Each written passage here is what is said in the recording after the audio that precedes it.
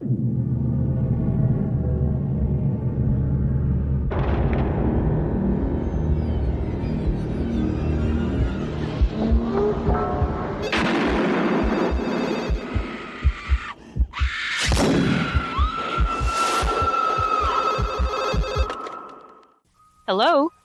Hello. Who is this? You tell me your name, I'll tell you mine. I don't think so. What's that noise? My keyboard. You're typing? Well, I'm getting ready to listen to a podcast. Do you like podcasts about scary movies? Uh-huh. What's your favorite podcast about scary movies? Now Playing. You know, the one hosted by Stuart, Arnie, and Marjorie, who watch and review all movies in a series? Is that the one that's now reviewing the entire Scream movie series? Yeah, with the Ghostface killer. I haven't seen that movie. The podcast has spoilers and harsh language, so you should watch the movie before you listen. Okay. You never told me your name. Why do you want to know my name? Because I want to know who I'm looking at.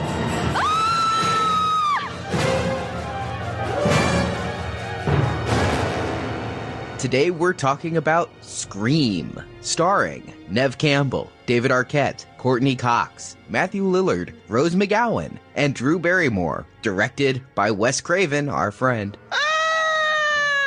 This is Arnie, co-host of Now Playing. Stuart in L.A. This is Marjorie. So, Stu, are you going to kill us later in this podcast? You know what? I've got a beef with this movie, and it has nothing to do with the movie itself. It's just that it perpetuates the negative stereotypes of Stuarts. I have never seen a well-balanced Stuart. They're either nerdy, social outcasts, or they're psychopaths or killers, or sometimes both. Stuart, you got nothing on Arnie's of the world, okay? Need I say Gilbert Grape? Perhaps that's why we're friends. We come together in solitude against this stereotype Hollywood has projected of our names. You know, I guess Stuart Little is the close, but again, it's like, I'm a rat. This is my hero. Yes, yet another Stu. We'll get into it, I guess. So we are discussing Scream, the 1996 horror film, because finally Scream 4 is coming around. Everybody's egos are back in check. They all realize their movie careers aren't what they thought they were going to be around the time of Scream 3. That's the rule, right? When you watch up and no one will hire you. Okay, the sequel, yeah, you're right. I do think it's time for a new one, Nev. We are definitely going to talk about that when we get to Scream 3. I think it's unavoidable to discuss it. But here, they were all a bunch of TV people, or nobodies. I always like this. I always think it's fun to when they meant a whole bunch of people that you see again, and you go back and you're like, oh, they were all in the same movie. It's funny to see all these people, and none of them stars yet. So I first saw Scream when it was in theaters. I am coming to this podcast as the fan of Scream, but I wasn't when it came out. I saw it actually the very last night it was playing in theaters. A couple of friends of mine and I decided, we'd heard some good things. I didn't see it when it came out because I really just wasn't a fan of Wes Craven. I gotta say, between Wes Craven's New Nightmare, The People Under the Stairs, Shocker, I just was like, I don't want to see any more of what this guy has to offer. I actually saw Vampire in Brooklyn, and I think that was enough to turn me off the man forever. I skipped Scream till the very last night, and then I saw it, and I'm like, wow, that's really good. And I became a big fan of the series, owned the box set. I am rewatching it for the series for the first time, though, since Scream 3 came out. I guess I'm coming to this series a little bit of the skeptic. I was won over, but at this time, I think it's important to remember that horror in general was kind of in the crapper in 1996 when Scream came out, and slasher movies hit rock bottom, and my love for them had all gone away. At that point, I had moved on. I didn't want to see horror movies anymore. I had gone through that phase. I had been in it when it was big in the 80s, and by this point in 96, I thought how embarrassing to go see a Wes Craven movie. I didn't want to like it. But when I finally caught up with the original on video, I was surprised at how much I did enjoy it. But I think I saw the sequels. I don't remember them. This will be the first time that I'll actually be giving them my full attention, I think. Anybody that's heard the Nightmare on Elm Street podcast knows I'm quite skeptical of what Wes Craven can do, but I'm willing to give anybody a chance, given that this is so beloved. Let's see if it holds up 14 years later. I've never seen this movie before watching it for this podcast. I vaguely remember seeing a trailer for it and thinking it was something I wouldn't enjoy. It just didn't look like a good horror movie to me at the time. And I know Arnie was a big fan. He had the box set and he watched it alone. Yes. Because I had no interest in seeing these movies. I'm a huge horror fan. I love horror movies, but this just seemed like it was like the 90s version of a horror movie, and it was hip because it was like the Party of Five horror movie. That's what it made me think of, so I didn't waste my time. And you're not wrong in Neve Campbell being in both. Marjorie, that surprises me because I do feel like this was the one in the 90s, out of all of the horror that did come out, this was the one horror movie you did have to see. But I know what you mean. It's like, what is this about? You come to this and you don't even know. Yeah, I mean, you saw a lot of the films that this movie caused to happen, like Halloween H2O, but I think we'll talk more about this film's legacy at the end of this show. Arnie, why don't you give us a plot summary, catch people up, remind them if they haven't seen, it's hard to imagine anybody listening to this podcast and wanting to anticipate what we have to say and not knowing the plot, but give them a refresher course. Tell them the rules. The movie takes place in the small rural town of Woodsboro, set obviously in California, where a serial killer in a white Ghostface mask and a black robe is calling local teens, tormenting them with horror movie trivia on the phone before killing them. The film starts with the murder of two teens, Casey, played by Drew Barrymore, and her boyfriend Steve. We get to see the local high school react to these two deaths, in particular one group of friends, which includes video store nerd Randy, played by Jamie Kennedy, surfer dude Stu, played by Matthew Lillard, Stu's girlfriend Tatum, played by Rose McGowan, Stu's brooding best friend Billy, Skeet Ulrich, and our main character, Billy's girlfriend Sydney Preston, played by Neve Campbell. Sydney is our stereotypical horror virgin, unable to be intimate with Billy as she's still reeling from her mother's murder 1 year prior. Her mother had been having an affair with Cotton Weary, played in a very brief scene by Liev Schreiber. One night after a tryst, Sydney's mother was murdered, and Sydney was the eyewitness who saw someone in Cotton's coat leaving the scene. She testified against Cotton, who is now on death row, but the recent murders and a few crank calls have instilled doubt in Sydney's mind if perhaps the recent rash of killings is done by the same murderer who killed her mother. Adding to Sydney's doubts is tabloid TV reporter Gail Weathers, played by Courtney Cox. Gail had covered the death of Sydney's mom, continually advocating Cotton's innocence in the press, and is now publishing a book about the murder to build her own fame. She's back in Woodsboro covering the new slate of murders and romancing young Deputy Dewey, played by David Arquette, who gives Gail access to both police information as well as to the teens themselves, as Dewey is Tatum's older brother still living at home with his sister. When Sydney is attacked in her home, she blames boyfriend Billy after he is discovered to own a cell phone. They were kind of rare in 96. I didn't have one. I'm sorry, Arnie. It was a cellular. It was not a cell phone. So the whole movie they refer to it as a cellular. But with Billy in lockup, the calls and murders continue, and we're left wondering who our killer is, with a number of suspects, including the Fonz himself, Henry Winkler, playing high school principal Himbry, and a number of teens who are running around the school in the same Ghostface outfit due to the murders. Billy is released, the town suspends classes, and a curfew is imposed, leading Stu to have an impromptu party at his house. Most of the guests leave due to the curfew, and when it's announced Principal Himbry's body was found strung up on the football field, the others leave to witness the carnage, leaving Ghostface to attack the few remaining characters, knocking suspects off one by one. Meanwhile, upstairs at the party, Sydney and Billy make up, and Sydney finally has sex with him, but shortly after their relationship is consummated, the killer enters and stabs Billy, leading to our final chase. Deputy Dewey is stabbed in the back, Gail's cameraman has his throat slit, Sydney locks herself alone in the house. When it turns out Billy is not dead, his stabbing was staged. And there's not one killer, but two. Billy was the brains behind the operation, with lapdog Stu as his accomplice. Their first kill was Sydney's mother, who'd been sleeping with Billy's father and caused his mother to leave. Now at the 1 year anniversary, the two continued the murders, killing Casey, who had recently dumped Stu, and the other teens, with the intent of ending by killing Sydney and framing her father for the murders. Billy and Stu stab each other so they'll have an alibi, and then try to kill Sydney when they're interrupted by Gail, who isn't dead. Sydney escapes, she kills Stu by pushing a TV, playing the movie Halloween, on his head, and then tries to trap Billy, but he overpowers her. But before he can kill her, Gail shoots him. And as Gail reports with a new camera crew that the killers have been found, we see Deputy Dewey survived being loaded into an ambulance as credits roll. So that's the basic plot, and I apologize for it being taking so long. It's kind of an intricate one, and we'll go through it. Before we talk about the movie itself, let's talk about the title, Scream. Or its original version, Scary Movie. I mean, I think everyone knows at this point that was the script that Kevin Williamson turned in. I don't know when Scary Movie became Scream. It was the Weinsteins who enforced it. They started this movie under the title Scary Movie. They got everybody signed on, and then just as production was starting, the Weinstein said, no, we're going to call it Scream. And everybody's like, we hate Scream. We don't like Scream. And then, of course, it comes out as a huge hit, and everybody's like, yes, we love Scream as the title now. And then the Weinsteins make Scary Movie as well, and they have 2 franchises for one. We're not covering Scary Movie. No. No matter how much you donate. I'll be the newbie, that's for sure. I've never seen anything about them, but let's stick to Scream for right now. The movie starts with a scene that has become pretty celebrated in horror history. Drew Barrymore alone in the house watching a video and getting the phone calls. This is a terrific opening sequence. No matter what you think of the movie, I think you got to give real props to how well contained and suspenseful and funny. I mean, how well it strikes the balance between horror and comedy that maybe the rest of the movie doesn't always hit. It's pitch perfect. And I also love the fact that it's just exactly how When a Stranger Calls in the late 70s with Carol Kane. They're honoring something old and doing something new with it. I think it works well as a standalone movie and a great intro to this world.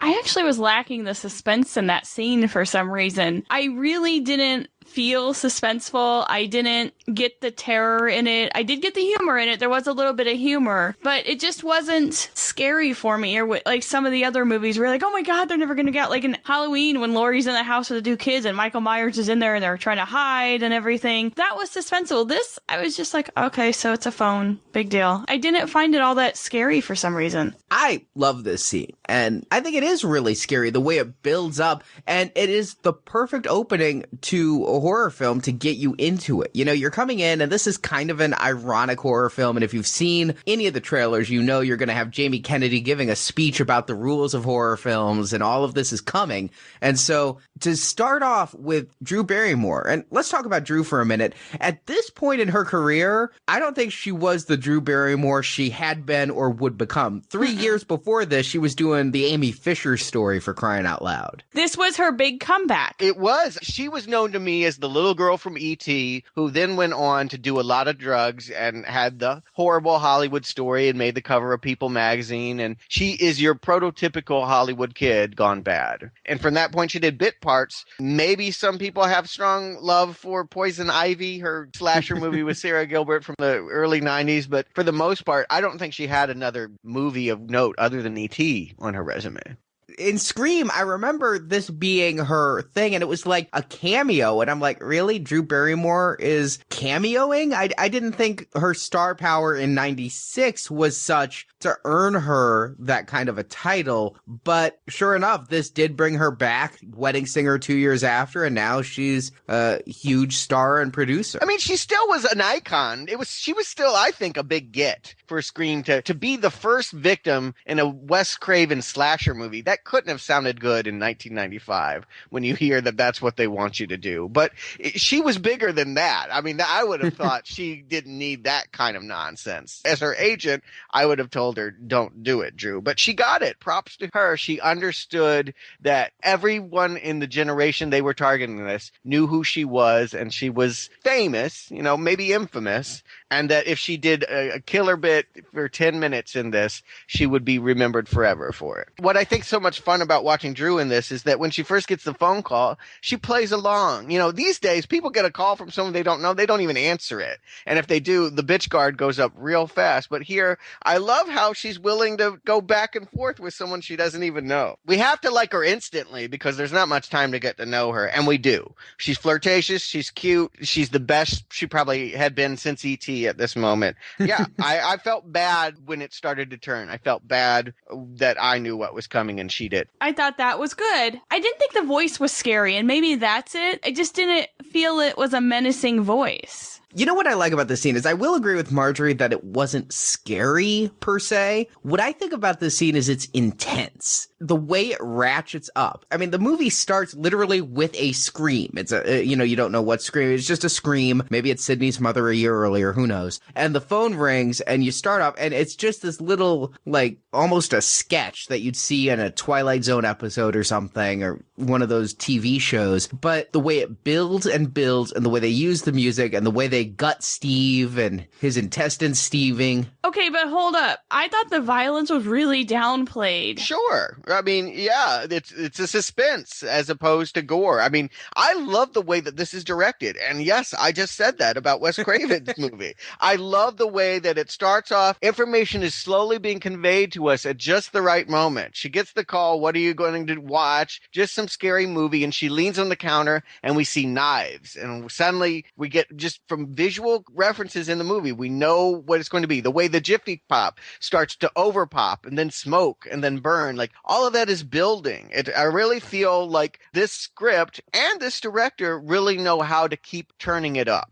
It's honestly the best directing work I've ever seen out of Craven. Never have I seen a film done by him so tight and so well filmed. I'm wondering if the DP on this was just phenomenal as well, aiding Craven. And maybe it also helps that Craven's not working off his own material. Maybe Craven's weakness is as a writer. Yeah. When he finally calls her Blondie, when he finally says, so I can know who I'm looking at, I think that's a turning point. That's the moment when Carol Kane gets the call and says, did you check the children? I mean, suddenly we're aware that something larger is about to happen, that she is not just getting a bad phone call, that there is an imminent threat. And there are a lot of windows in this house. That's another thing that I love, that you feel her vulnerability because there are so many different places a killer could be here. She should not throw stones. It's a farmhouse in the middle of nowhere. And we finally get that information when she's outside the house. We see cornfields. And I'm just thinking the police will not get there in time. She really is going to have to figure this out on her own. And will the trivia save her? That's, I think, another thing that's kind of fun is that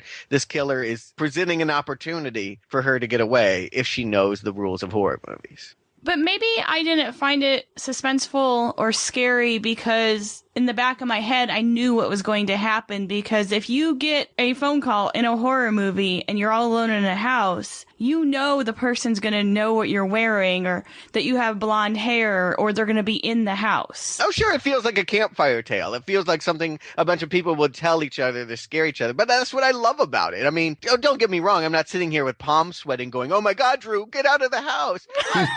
I know she's going to get it, but that's the best kind of horror. At this phase, as someone that's seen a bunch of them, it's quite something to make me know what I'm getting, know how it's going to be, and still be like, what is going to happen next? How they're going to take advantage of the phone calls. They get the knock on the door, and then we see her big tough boyfriend, who we think she's just making up to scare them away. No, he's real, and worse, he is duct taped to a chair outside, and if she goes out to him, they'll kill them both. And I like that it just has this sense of menace right off the bat. I mean, Steve dies. We barely get to know him or even see him before he's gutted. How did they get him? Do we know? In any of the bonus material, did they say? No, they didn't. And I've had the same question at first. For the longest time, I thought there was like the killer was behind the chair sticking the knife through him or something. Mm-hmm. But when I watched it this time, what happens is she's forced to turn off the porch light. And then when she gets the question wrong, you hear the slicing noise and like the oozing of innards, and then she turns the lights back on and his innards are still flowing out from the cut. Okay, so they were just really quick about it. Yeah, they were quick and then ran off. And the brutality, though, in so many of these movies, when the killer finally comes, it's not quite so prolonged. It's either a very quick death or something. Here, they throw the chair through the window. That was a good jump. I actually jumped watching that this time. And then when he finally starts stabbing Drew, I mean, he stabs her in the arm and she still runs. And then he stabs her in the side of the neck and she still runs. It's in slow-mo. It really is like, yeah, it's just they're drawing it out. It's kind of hard to watch in a way. Yeah, that's what I'm saying about the intensity of it. And honestly, because it's Drew Barrymore, you think she's the first person you're seeing. 9 tenths of the time in horror movies, the first person you're introduced to is your main character, especially when it's your biggest star. She's on the poster, right? I mean, the hand over the face, that's her, right? Yeah. So they're trying to make us think that she's going to be the one to go to the end with this killer. and you see the parents coming home, you really think she might make it. She's going to be a little fucked up, but she might make it. No, she's going to be gutted hanging from a tree. I think the most twisted touch of this whole suspense thing is when the parents come home and realize that an intruder is there. The mom goes to pick up the phone. You remember that it's not a cell phone this girl is on. She's on a cordless phone. Remember those? This is a house line. And so that mom can actually hear her as she's being dragged away and dying and know that somewhere in the near vicinity within cord phone receptibility, her daughter is suffering. And so they go to the car and that's when they see it. How soon I have forgotten what it's like to have a home phone. This movie is all kinds of retro. The fact that she was going to watch a VHS for that night, it does remind you times have changed. It's been a while since Scream was made, but man, I love it. I love the way that the parents are brought in. They find out that there's something wrong. You think it'll end there, and then they go to the car. What a great last image to end on. I mean, it's a killer. This is a killer opening. Now, we did get to see the killer early on in this, and I wasn't impressed. He seemed kind of clumsy. Actually, that's one of the things I love about this movie as it goes on. He takes a beating, doesn't he? Yeah, in every scene. He's not Jason. He's not Freddy. He's a guy who you could possibly stop, but he keeps on coming. This movie is a horror comedy, and some of the comedy is pure slapstick during these attacks. I also think that he knows he's being watched. He's giving an exaggerated performance. We see him running around looking for her, but the truth of the matter is he knows exactly where she is. He's trying to convey to her that he doesn't know where she is. And I love the final question she has to answer after she flubs who's the killer in Friday the 13th. And after she's gotten to this point, we know, because if we've seen the movie before, there's no way she can get the right answer to the last trivia and escape. Which door am I at? Am I in the front or the back? Well, one of them's in one and one of them's in another. Yeah, one's play acting inside the house while the other one is outside with her waiting to do what they need to. The one problem with the Scream series is it doesn't have a good killer name. I mean, he's referred to as Ghostface. I mean, you get Freddy, Jason, Michael Myers. These are all iconic names, and eventually they'd go on to be the title of most of the franchises. Here, it's the guy in the white mask that literally, this was not done by the makeup department. This was a mask that you could buy every Halloween anyway, and they just got it right off the rack. Okay, this is the second Halloween thing we see in this movie where the killer is wearing just a Halloween costume. Halloween did it better, which, you know, that's a series that's near and dear to my heart. Because they took a William Shatner mask and they made it scary. Who ever thought Shatner could be as scary as he was when Michael Myers was wearing him in the first one? And it was that weird, like, expressionless, no eyebrow. Here, this is just something that some idiot wears on Halloween. And kind of looks like Edward Munch. Well, yeah. I mean, not kind of. That's funny. That's a joke. That's the Scream, the painting. You know, they know that.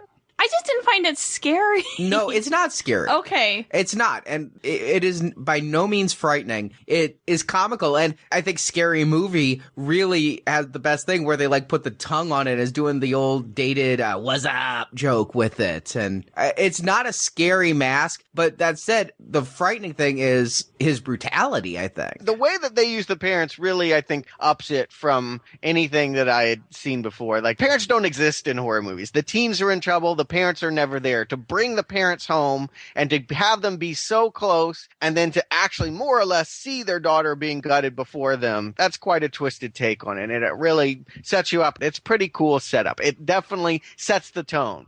It kind of does, but then it just kind of pisses it away. Perhaps if we were 20 years younger, it would have been suspenseful for us. I am really glad to see your completely new opinion to this, because I do wonder, because so much of this has dated so rapidly. I felt just as weird watching this movie from 1996 as I did when we were watching some of the 70s Halloween films and other 70s films we've watched with the dated fashion and everything, because it was so of the moment. And I think that life has changed more in the past 15 years of my life than it did in the 20 before that, because of the internet and because of cell phones and everything. I absolutely agree. Now, see, I think this movie had a very modern look to it and a modern feel that was betrayed by the giant cordless phone.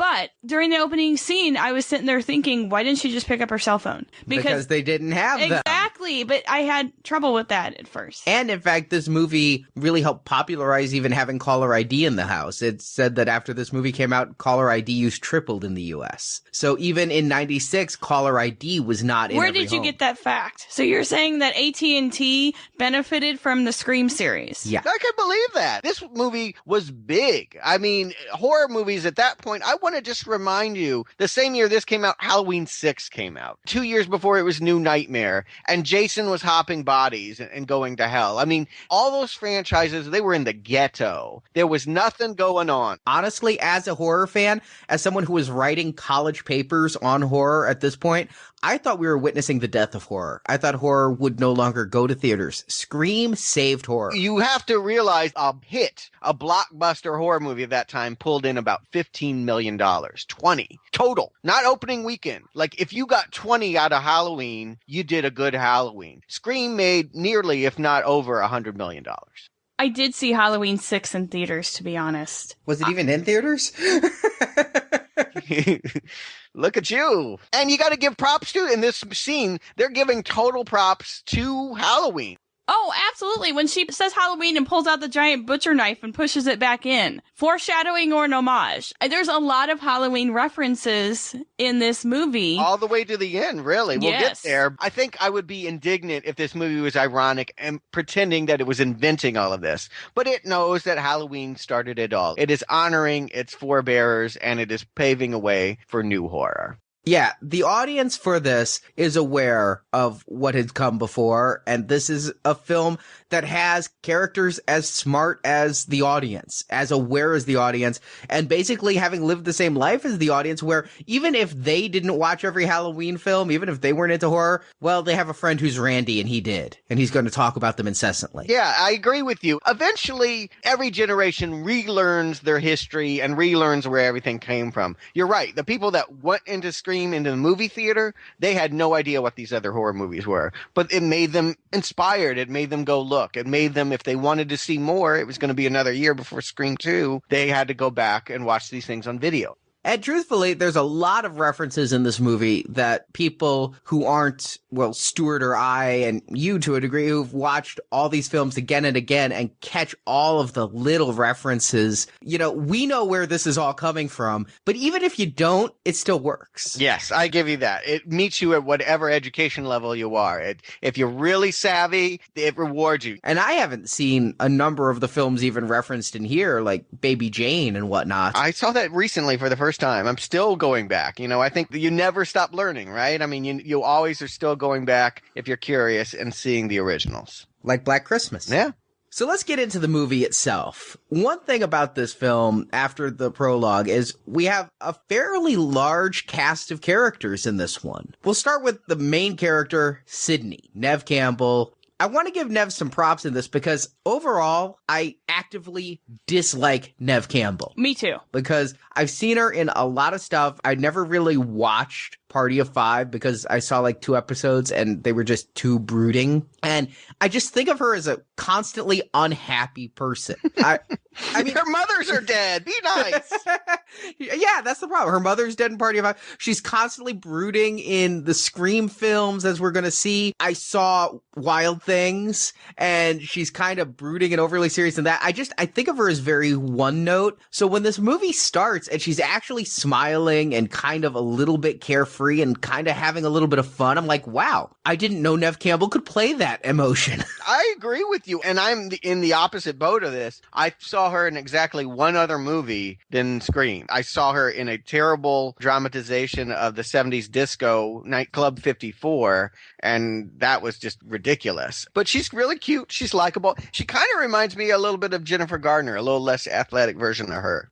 There's a lot of backstory to Sydney, and it's important backstory. And Marjorie, I want to ask you specifically how much you got out of this, because I know for a fact that when I saw this movie the first time in theaters, I didn't get it. And when I saw the sequel in theaters, I was like, I don't get this either. And it wasn't until after Scream 2 was out and I rewatched Scream 1 and Scream 2 repeatedly on video that the entire importance of Sydney's mother's death, Sydney's father, Sydney's mother being a slut, Cotton Weary, all really gelled for me. It was definitely something that required multiple viewings for me to completely comprehend. What do you mean? I mean, she witnessed some guy leaving what she thought was Cotton and thought he killed her mother. Her mom was a whore. They were having an affair or something. Right. And so you were able to follow all that, and that her mom broke up Billy's marriage and all that. That was all clear enough. Because he said it at the end. He did say it, but I guess I wasn't paying that close of attention the first time because it all happens with characters we never see or barely see. We see Sydney's father in exactly 2 scenes, an introduction scene at the beginning and when he's tied up at the end. We see Billy's father in 1 scene at the police house.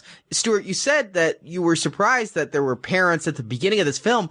Yeah, but this is yet another horror movie where parents seem to not really exist. They're all gone. Oh, no. No adults can really exist here. The only adult they have, because they want to demonize her, is Gail Weathers, the tabloid journalist. But they're parents. They are there. They're just, of course, in the background. They're not actively involved, and nor would we want them to. This is not made for them. And I just couldn't quite follow the whole, because there were different theories about it. Was Sydney's mom this big whore? And yeah, she was. I didn't remember any of this from my initial viewing. If you had asked me to tell me what Scream was about, I couldn't have recalled any of this. I had forgotten that her family had been the victim of something the year prior. I did not recall. I didn't remember Liev Schreiber being in this. We get about 4 seconds of him on the screen, just seeing him put in a car in basically archival footage. All of these characters who form all of the motivation are entirely off screen or mostly off screen. I just thought it was really an interesting twist that they made the mother a whore and responsible for breaking up a marriage. That's a gradual reveal. I like the way that we get it from Sydney's perspective. She doesn't want to think that way, and so, that's blocked out in the beginning, and you just get the inference that something bad has happened to her, and then you find out her mother is a victim. And of course, someone that was raped and murdered, we're like, oh my God, that's horrible. It takes a long while to come around that she had put herself in jeopardy and that maybe the raping was actually consensual extramarital sex and that the violence that befell her was something different and in a different person. I think all of that is a nice way of revealing that. Yeah, it does generate sympathy for her where you do feel bad that, her mom just died and she's going through this and everything. And then you're right, there's a gradual reveal that her mother was a 2-bit whore. Although, did they have to make her a whore, maybe? Is that the reason? That's a bizarre choice, I think. It is very odd because this seems so middle America. You'd think that if she was such a slut, that you'd see it somehow in other ways. Like, there's no reason given behind her motivation for being a slut, I guess, because we never see her. She's just discussed in rumor and accusation. It doesn't play quite right, and that's why it took me a couple of viewings to really grasp it all. What? I mean, how do you keep them down on the farm when they see the big city? I don't think you need a whole lot of explanation to know that she likes sex and that, she didn't have a lot going on at that house. It was kind of empty and lonely there. And then we get Sydney's boyfriend, Billy, who comes in through the window. Stuart, did you get a Nightmare on Elm Street flashback? An intentional homage. And the fact that he looks exactly like Johnny Depp is maybe not unintentional as well. He was really trying. He pulled it off. He is Johnny Depp. I mean, he really could be his stand-in for him. And a quick aside as we're talking about Nightmare on Elm Street. Did you laugh at the line, the first Nightmare on Elm Street was good, but the rest of them sucked? You know what? It validates what I have to say. Both Wes Craven and I agree. New Nightmare is horrible. So Billy, we find out later, is one of the killers. He's so obvious a suspect throughout the whole film, too. Yeah. Well, they play with it. He's the first person you assume, the way that he slinks about and speaks. And, he's the boyfriend, but he's not particularly romantic or passionate. I mean, his idea of foreplay is saying, you remind me of the edited TV version of The Exorcist. I mean, he's a creep. That dialogue was just so awkward. Well, it's what Kevin Williamson is known for. He hadn't ever worked before. This was his first screenplay. And off of this, he became a huge name. And this style of dialogue, this overly unrealistic, overly referential dialogue, like Tarantino to the 10th power, became his trademark in Dawson's Creek and just a slew of horror movies, Killing Miss Tingle, I Know What You Did Last Summer. So he writes for this crowd. Yeah. Then we have the friend roles. We have Tatum Riley, Rose McGowan. Who is Rose McGowan? Why do I feel I should know her? Well, she was on Charmed. That's right. She replaced Doherty, didn't she? Mm-hmm. And Manson, the antics marrying Manson. She's a freshly scrubbed face who has got a little bit of badness in her. I feel like there's a little Jolie going on in Rose McGowan. I get her confused with Fairuza Balk sometimes. Mm-hmm. I could see that. Yeah. And then, recently she's been working with Robert Rodriguez. She definitely had a big part in Grindhouse. And then, of course, the wonderfully named Stuart by Matthew Lillard. I hate this man. Oh my God. I want to punch him. He can't keep his face normal. And he's like he's on crack or cocaine. He can't sit still in everything I've seen him in. And I just want to punch him. I love that I hate him, though. And I think that really works for this character, despite the fact of my name aversion. It really works because, yes, he's that guy that was popular that you looked around and were like, why do people like you? You're dumb. You're obnoxious. You're crude. Like, that type exists, in high school. Like, you definitely needed to have someone like this. Typically, they're the ones that get killed. I first discovered Lillard in my own filmography when he was in Hackers, which is also where I discovered the then unknown Angelina Jolie. I loved Angelina long before any of you, so get off her. So when I saw him in this, I'm like, oh yes, that guy I loved in Hackers. And so I was instantly taken. And yeah, the character he plays is a jackass, but I like Matthew Lillard's performances. And I've gone on to see all of his Freddie Prinze Jr. movies. I even saw Scooby-Doo. Wow. And I gotta say, you said how he can't keep his face normal. Can you think of a better human cartoon for Shaggy than Matthew Lillard? No, since Jim Carrey's too old, it would have to be this guy. Admittedly, around the time of Summer Catch and Wing Commander is when I stopped watching their films. But no, I liked him in this movie. I like that energy and the craziness and the weirdly modulated voice he has. He's always the same guy, but I kind of like that. I don't think he's a good actor, but I like the character, the one note that he plays repeatedly. So he probably plays himself. Or he plays a type of himself. I don't know that this is who he is, but he's typecast. This is who he will be every time you see him. And, it's why I'm complimenting the casting director and Wes. They know that we need this energy in here, even though I would never personally ask for it, because I don't like this kind of guy, but he exists. He should be here. And typically, he's the person that's going to get killed. We think that he's dead meat because no one this obnoxious ever survives a horror movie. And then the final friend, movie geek Randy, Jamie Kennedy, before he was rolling with Bob Saget. This is where Jamie Kennedy lives and dies. I know him from absolutely nothing else. Actually, he lives. He lives in this one. He doesn't die. No. I'm saying Jamie Kennedy, not Randy. I know him as someone in Scream who worked in other things that I've never even saw and couldn't name. I have to say, when I saw this movie, I thought it was Seth Green. And it wasn't until much later that I realized it wasn't. I have said he is the poor man's Seth Green. And I have seen him in a lot of things since this. It was Scream where I like him. I like this character because, I guess I kind of was this character. Yeah, sure, Arnie. Let's look at this show. We're both fighting for Randy. We both are trying to, talk about the minutia of horror movies specifically, but just movies in general. Yes, he's the film geek, and how can I not cop to that? I identify completely with Randy. Strangely, watching it this time, though, I realize Randy's really unlikable. And I think it's because they're trying to set him up where he could be the killer, but he's not, fun, quirky. He's hostile, quirky. Really? I didn't get that at all. I really got that he was the nerdy, socially retarded guy who wants the perceived hot girl of the group of friends, and once she broke up with Skeet Ulrich and he was accused of the murder, Randy would step in and be the hero and save the day. That's how I thought it was going to play out. Yeah, now he resents his best friend status. He wants to be... Yeah. He's the only one not partnered up. I mean, Rose McGowan is with Stu, and yeah, Neve is with Skeet, so he's the one of the friends that doesn't have anyone, and so he tries to impress everyone. Yes, he tries too hard. I think that's his characteristic, is that he is always trying to show how smart he is. He's a know-it-all, and that gets a little old, but I don't think he's unlikable. I mean, it gives him motive, because in horror movies, of course, the weird guy that watches a bunch of horror movies and doesn't have any girlfriend is probably the killer. Of course, in this movie, just about everybody watches a lot of horror movies. They're all steeped in the knowledge. They're all dropping the references.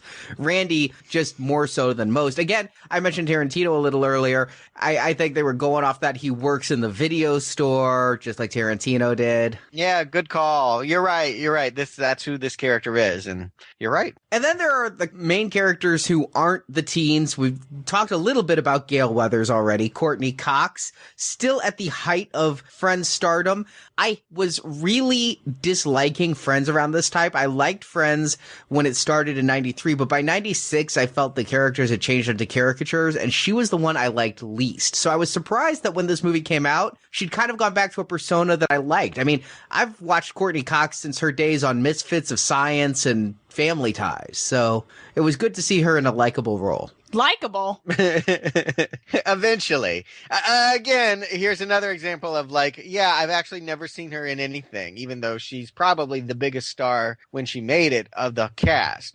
Confession, I've never seen an episode of Friends. Honestly, the only thing she is to me is the girl that Bruce Springsteen pulls up at the end of the video, Dancing in the Dark. That's it. That's honestly it. I hadn't seen her since. I feel she's redeemed her career by being on Cougar Town, a show that is a terrible name and a great show. It has nothing to do with cougars. Both animals or old ladies. Well, you could argue that she's a cougar. She is now that she broke up with our next character, David Arquette. Oh, yes. How do I say prickly of all of the... Well, he's an Arquette. What can you say? He comes from a very unique family. Very unique. And that uniqueness comes through in every frame. I struggle with David Arquette. I struggle to understand David Arquette. Well, I don't even know where I come in on it. Well, do you guys like him? I've seen him in one other movie, and that was a Drew Barrymore movie, Never Been Kissed. He was the goofy brother. Oh. So I think he only can do one thing, and it's goofy. David Arquette, I like him. He always brings the same kind of mannerisms to his roles,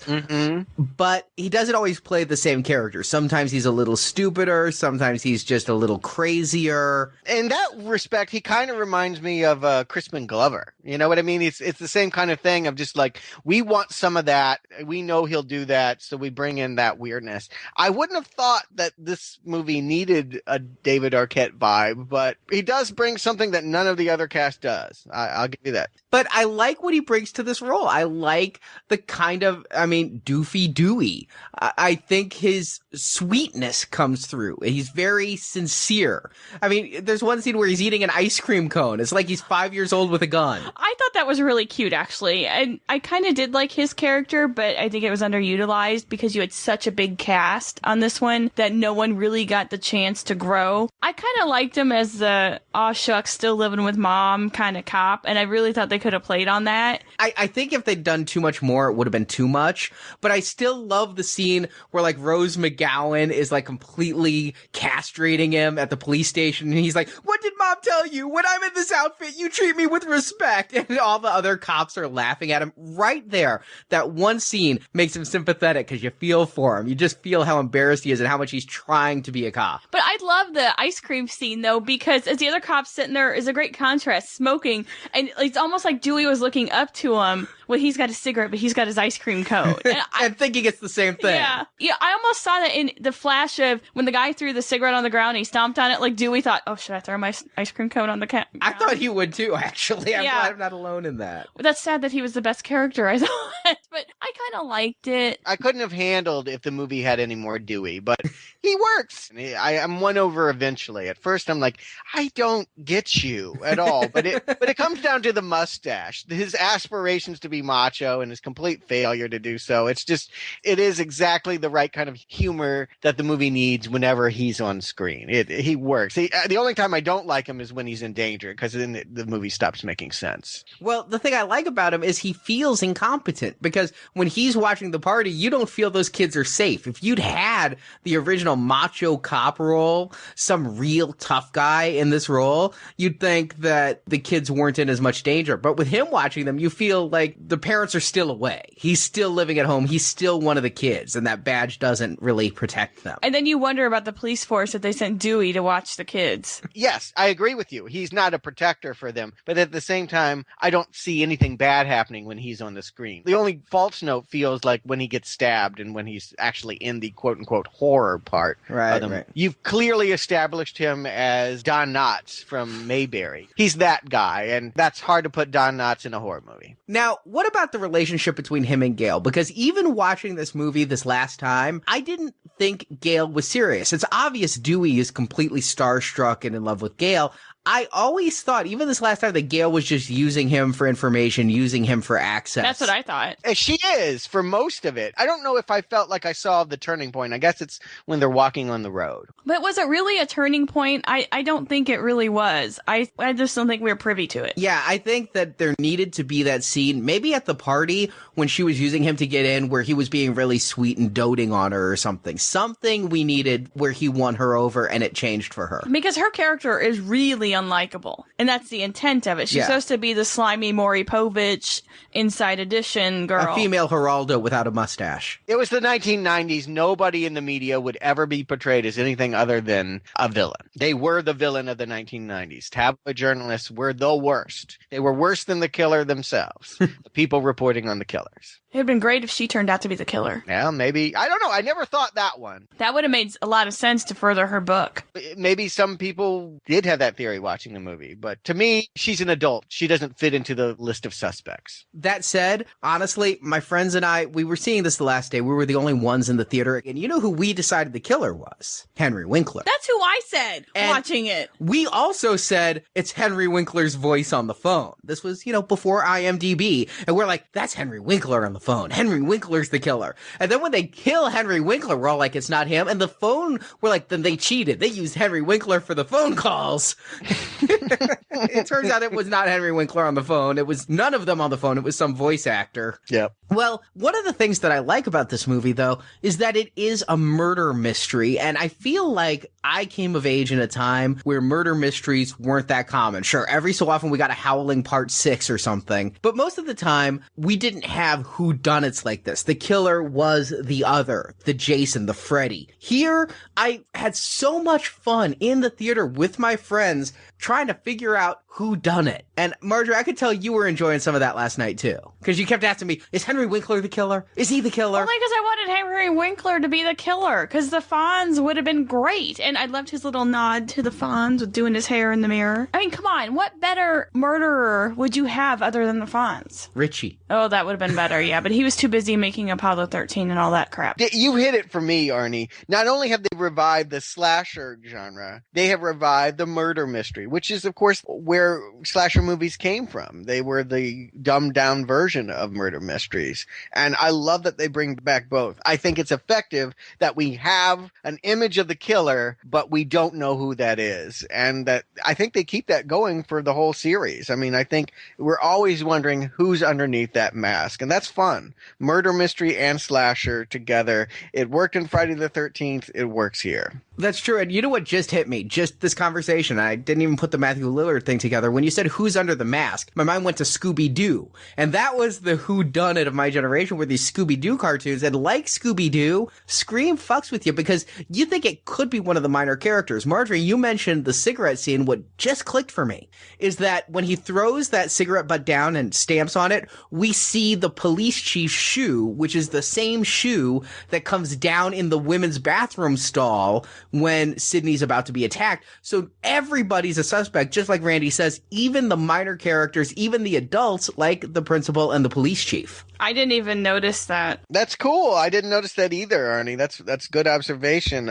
You're right. I think if you formed a theory about who it is, you can build a case. They've given little clues that it really could be anyone. And they also do the exact opposite. They give a moment that makes you think, well, then I guess it couldn't be them, because they were in this scene when this was going on. They cheat, but not by having two killers. No, it's a brilliant choice for this. They can't do it again. I'm hoping that the sequels don't try to cop to that, because you can't repeat it. It's kind of like Jason's mom being the killer in part 1. She can't be the one to come back in part 2. You need Jason. But for this one, for this intro, it totally works. And even Billy, who we've all said is the greatest suspect, he's the one thrown out there. Even he gets that scene of, well, it can't be him because the killer just came in and killed him. That's jumping to the end. Why don't we just go ahead and walk through the movie with the knowledge that we know Ghostface is two killers. He is Stu and he is Billy. Let's just go through. Let's see the kills. Let's see what they do. Let's see if we can figure out what they're doing when they're doing. Again, I love the fact that it's not just slasher kills we're getting here. We're getting mystery. We're getting suspense. We're getting humor. And in fact, we're not getting a lot of kills. We get 2 right off the bat, but then what we get, and this is strange in horror films, especially in the 90s. I think we got it a lot more early on, but as body counts increased with horror films, it was very rare that the serial killer would show up, stage an attack, but not get his victim or a victim. And we first get that when Sydney's in the house alone. Her father's left on a business trip. It's the night after Casey's death. She gets the phone calls from Ghostface. And then he gets in the house and starts chasing her around after they have the talk of the scary movies. But she locks herself in the bedroom and she escapes. There's no death there. We know she can't die, right? At this point, we figured out that Neve is the star. They're not going to do to her what they did to Drew. Although we're a little unsettled. Maybe they will. The movie has fooled us once. Maybe they'll do it again. I will say on my first viewing, I didn't realize she was the untouchable. You know, looking at it with retrospective eyes, they gave her character way too much backstory to kill instantly. Mm-hmm. But when I'm first watching this, barely know who Neve Campbell is. They kill Drew. Everyone's fair game. It's a big cast. But what's better about it is that when Billy shows up through the window, coming through the window again, and again, that's just a creepy move. Why is he coming through her bedroom window when he knows her parent isn't home? He drops his cell phone, and they're so rare at that time that she thinks that he just took off the mask and came in the other way and that she's about to have it. It's a good reveal, and if we weren't there already, we moved him to the primary suspect, top of the list. And it makes you think, why didn't he just kill her then? Well, he couldn't. She slammed him in the face with the door, and I mean, she tried to run out the door. When he snuck in the window as himself. Oh, yeah. I mean, seriously, it would have been much easier. He could have just killed her then. No.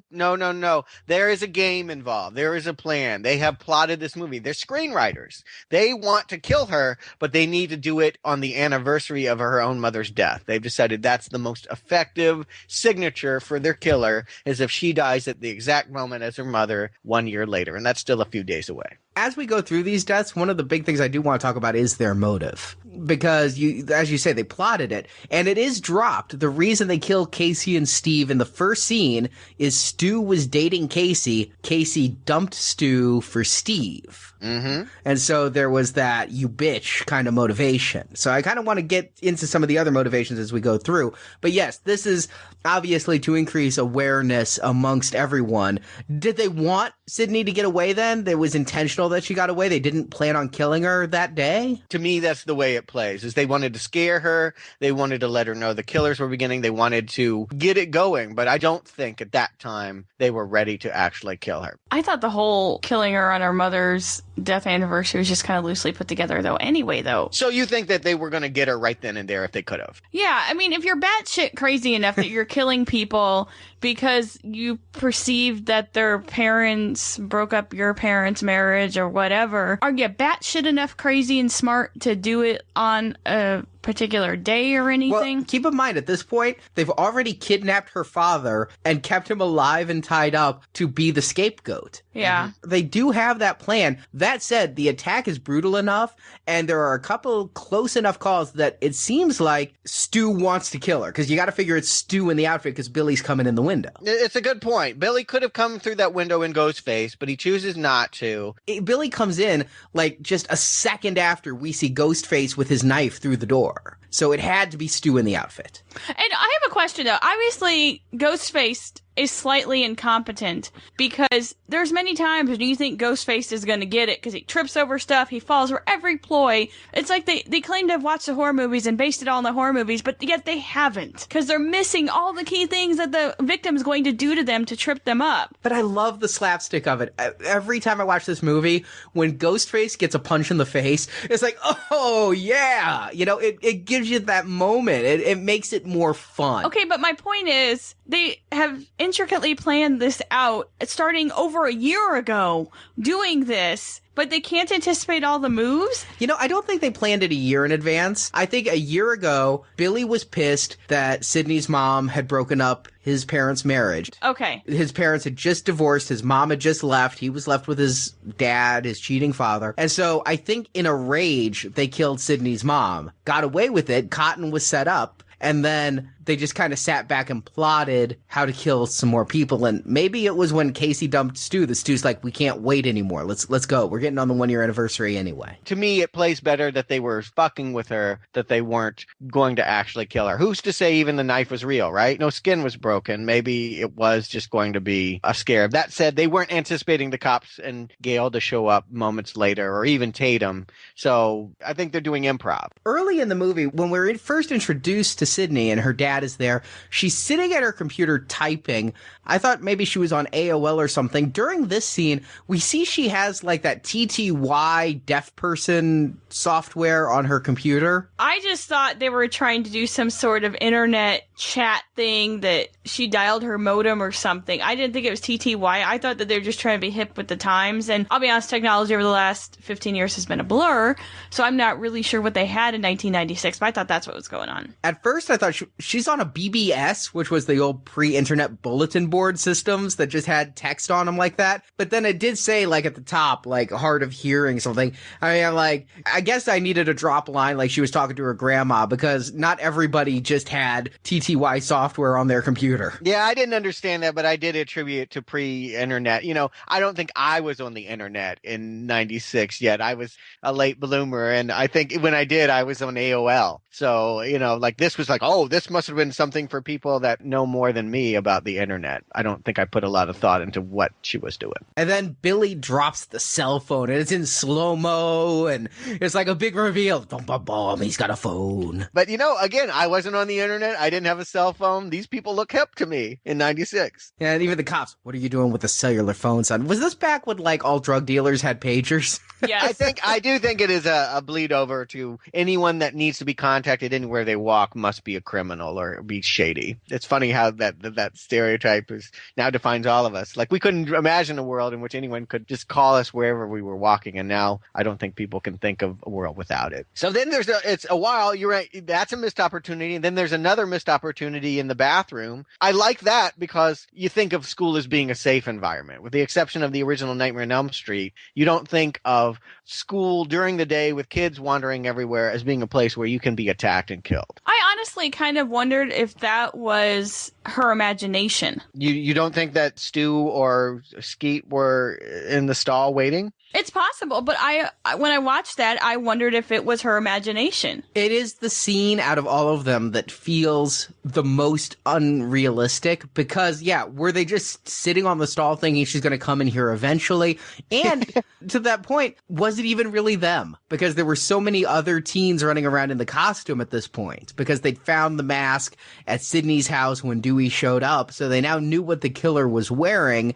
Sure, they attacked Sydney, but who's to say it wasn't an elaborate prank? Well, I think the difference in the motive is we see the pranksters called to the principal's office, and while they're being chewed out by Henry Winkler with a pair of scissors, this scene is happening. So it legitimizes that this is the real deal. It also is a funny way of acknowledging early there's two pranksters in the costume. They've told us, hey, there's two of them, and it goes right over most people's heads. It definitely went over mine. Yeah, it went over mine too. And that's the scene that really made us think it's Henry Winkler, right? You think the movie's telling you, because he's like telling the kids he's going to cut them with the scissors and he's going to gut them. And they wasted his role. I mean, for all the little red herrings they were dropping with Henry Winkler, they could have done so much more, but they No! really Marjorie, I'm going to fight you on this. I hate Henry Winkler in this movie. Get him out of this movie. I know that you love him and feel like he should be a big part of this. I hated every moment he was on screen. It was useless. That was the problem, though. No, he is terrible. I blame Pulp Fiction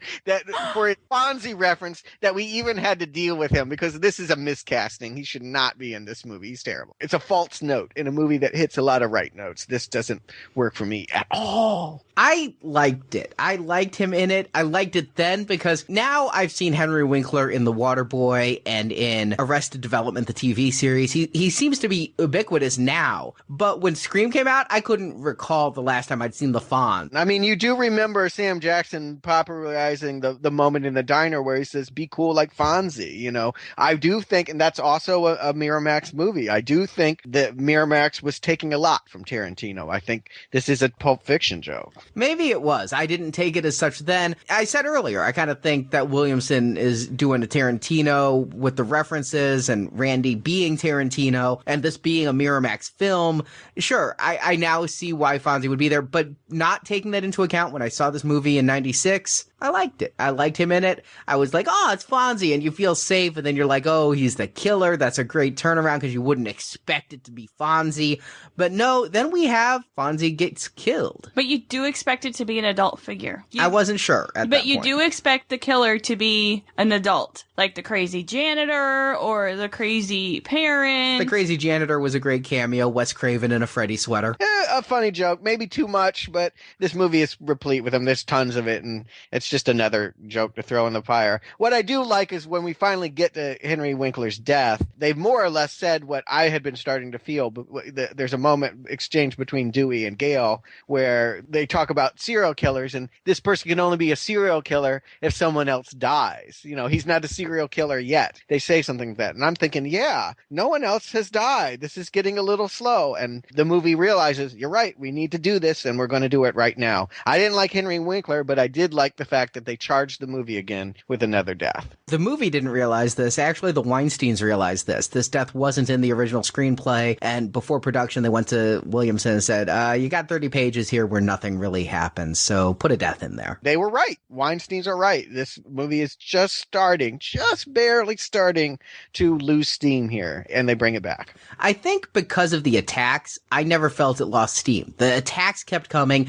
Nobody died, but the attacks were so prevalent that the suspense was there. And the fact that it happened in the bathroom, you felt an attack could come from anywhere at any moment. They didn't have to be at home alone at night. They could be at school.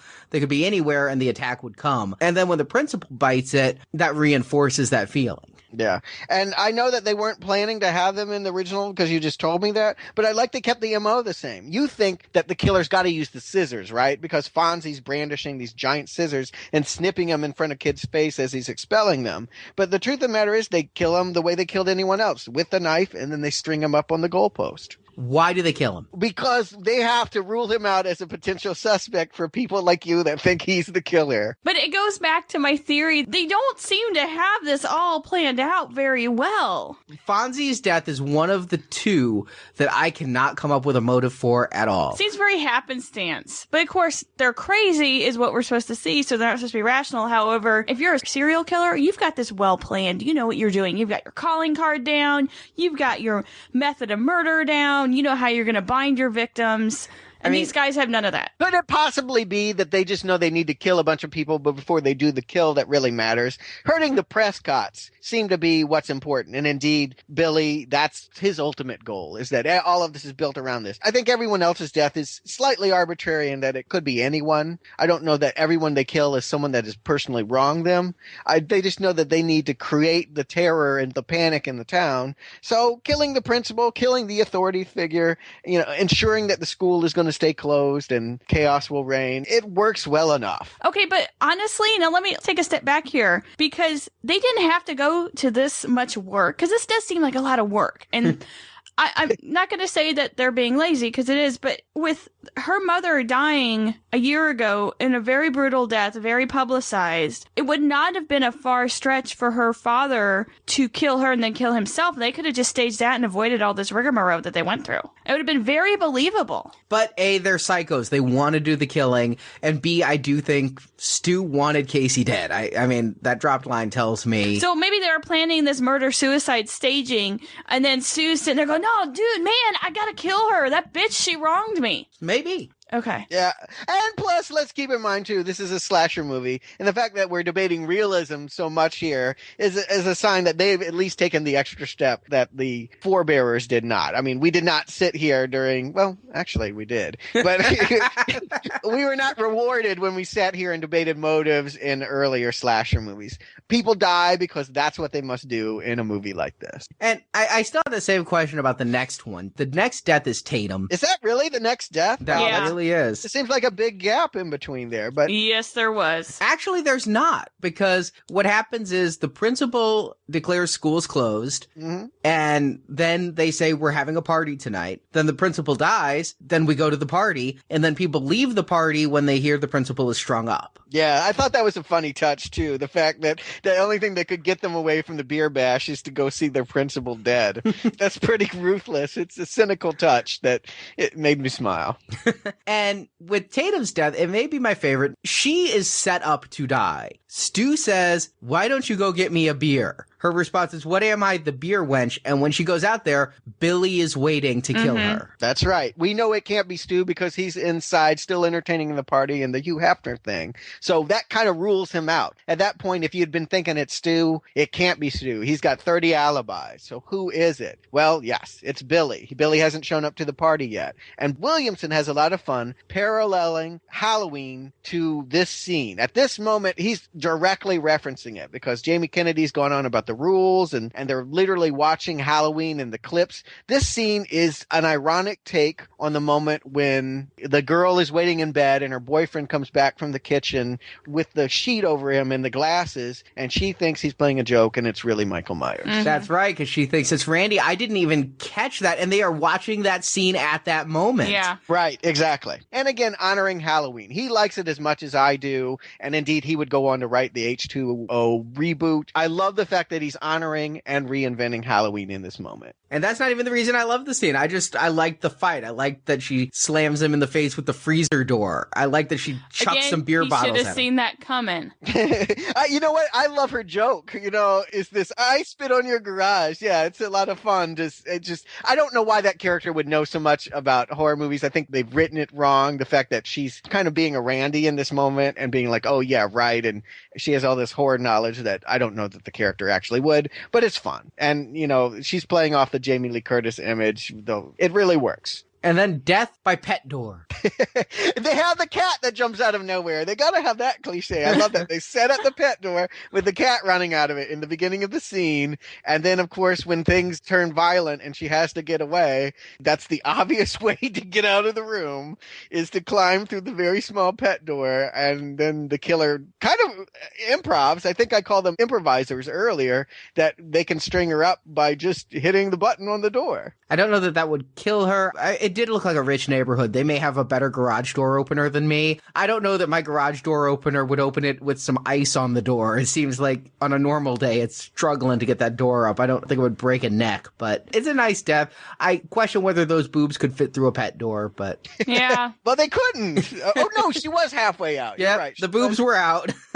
That is amazing. No, that is impossible. You're right. You have found the problem with the scene. Those boobs would not have get out that door. But guys, it gets back to my question. why did they set Tatum up? Was it just, again, more carnage? I didn't see anything where Stu wanted to break up with her. I'll go with carnage. I gotta believe that they know they want to kill a certain amount of people. I think they're kind of indiscriminate about who it is. I don't think they have a beef with everyone that they kill. You know what? I actually felt bad when Tatum died, because one of the things this movie does really well, and I don't know that we've seen this in any other horror movie, not many anyway, maybe A Nightmare on Elm Street 4, is have realistic feeling relationships. These characters, you feel like they are friends, and Dewey and Tatum are brother and sister, and that relationship, when Tatum dies, makes me feel worse, because you feel bad about Dewey losing his sister, and he was the protector. We never see Dewey coming to that realization, right? Like, that dramatically wouldn't work if he saw her hanging in the garage, right?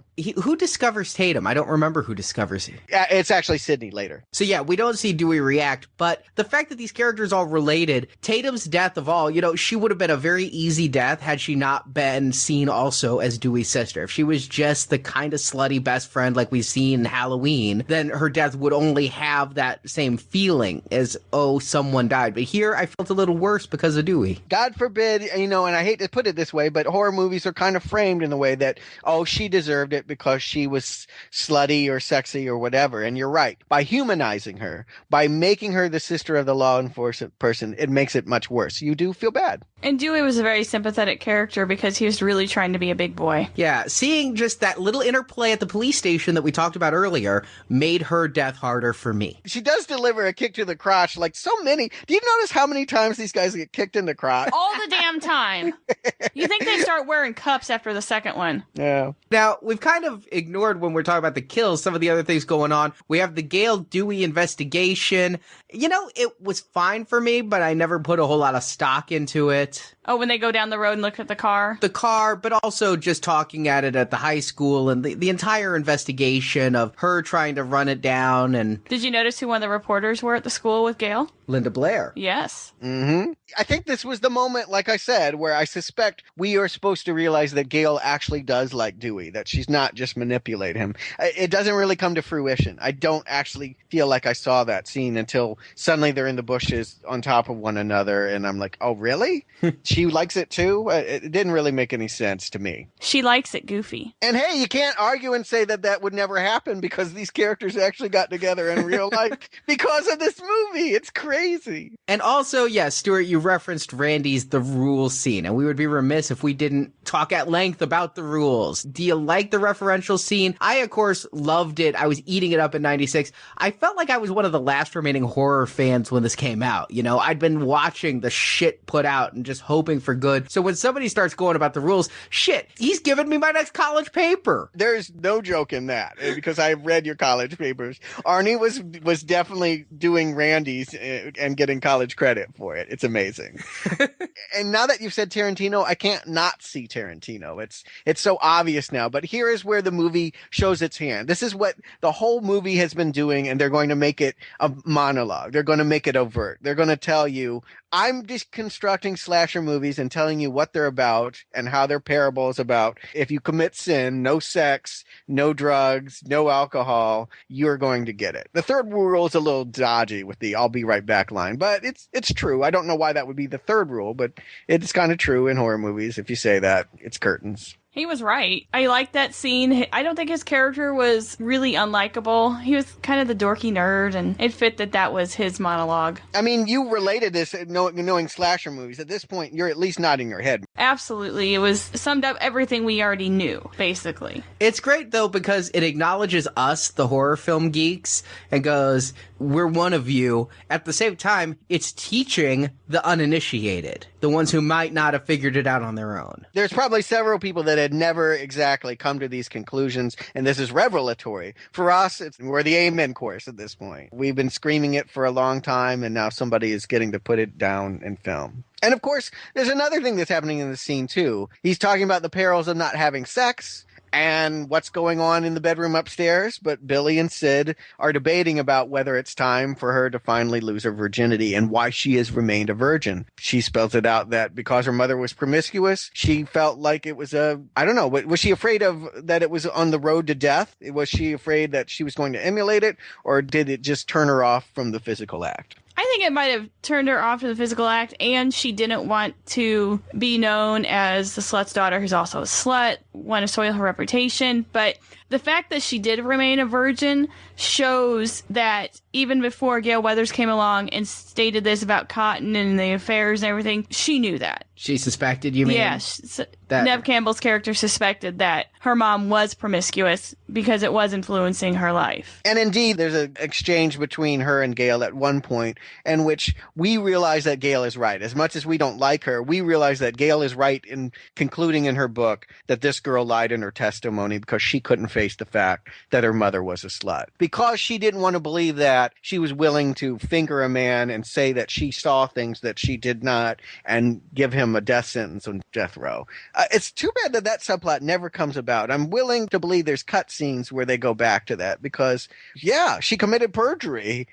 Maybe that will be covered in the sequel. I don't know. But without spoilers, it does come up in the sequel, making me wonder, were there cut scenes, or is Liev Schreiber to Scream what Samuel L. Jackson is to the Phantom Menace, a character who's put in the first one with the knowledge that in the sequels we're going to make more of him? I don't know. That's interesting. I'm curious to see the sequels then, because I barely remember them, and I don't remember him in them. All right. I'm a guy, obviously, but I felt really bad for Sydney because she lost her virginity when deceived by her mother's killer. And for some reason, I see losing her virginity as something worse than killing her mother. I think that is like Billy's biggest crime. It is another sick twist, and one we don't realize until later, or don't have confirmed until later. But it is, we know it's a possibility, and we know that she's being seduced. We don't necessarily want this scene to happen. Unlike a lot of sex in horror movies, we aren't being like, oh yeah, we're getting on. I kind of want her to remain a virgin, but she makes the choice that she can be different from her mother, and we like to see her feel empowered. But you're right, we don't feel good about whose arms she's going into to get this actualization. We don't trust Billy yet. We may not think he's the killer, but we also don't really like him. Yeah, and you can tell that she still doesn't trust him very much, and she still has those doubts, but yet she goes ahead with it. She laughs it off when she realizes later he's given a call when he gets put in jail, and hey, that call could have actually been the one that you called when the killer called me, and I assumed that meant you were in jail and it couldn't be you. She doesn't laugh it off. I think she's still suspicious, making me wonder why she'd screw him if she thinks that he still could be a suspect. I don't understand that choice that she makes. I mean, this is a big choice. It's not like she's a slut. It's not like she's sleeping with everybody and, oh, well, you might have killed my mom, but okay, fuck me. It's, you know. It happens every day. I don't think she realizes it until the moment is happening. I think we're watching dawning consciousness of like, hey, wait a minute. When you're in jail, you do get a phone call. But, like she trusts him again because she just trusted him with the ultimate. Like, of course, she's not going to jump to the conclusion the way that she did when the cell phone found out. She's willing to give him the benefit of the doubt. She's internalized it as, oh, I've been a bitch. I've been the one closed off. You're not the killer. I don't think she suspects him at that moment. I think it plays different to me. And I love the way that he says, what do I have to do to prove to you I'm not a killer? And it gets answered the next second with Ghostface coming in and stabbing him. That's the only way. That is the only way that he can convince the audience that he is not the killer, to die. And so he does, or so we think. So here we have the end with the chase. Sydney falls out the window, and I'm glad the movie doesn't make us think she's falling to her death and then, ooh, she's saved. The movie lets us know right away she's in no danger. This fall is just to get her out of the house. And to remind me of Texas Chainsaw Massacre, because the chick did that in every one of those movies. Oh, we're learning so much through Now Playing. It's true. If I hadn't just watched all of these other horror franchises, I wouldn't have caught that as a Texas Chainsaw reference. And then we get a scene that I liked, and I have to admit, I didn't get this at first. We see Randy, and he's watching Halloween all alone. All the real gorehounds have gone off to see the principal. He's acting stoned, because I've seen drunk people. Yeah, his illegal beverage of choice did not jive with how he was acting. Yeah, because he was acting stoned, talking to the TV, like, turn around, Jamie. But the actor's name, Jamie, and Jamie needed to turn around because there was a killer behind him. Maybe it's the reason why he got hired for the job, because it's so perfect that Jamie is telling Jamie to look behind you because the killer's coming. I think that would have made sense, Arnie, and actually been the plan had Jamie Kennedy been a name, or a name still to this day. Whether intentional or not, it's a funny little extra. And yes, it reminded me of a moment, I think it was Friday the 13th Part 4, almost identical, where a guy's watching a porno and the killer's coming behind him. Yes, Teddy. Yes, well, good recall. I don't want to remember things like that, but okay, Teddy. It's a Teddy homage.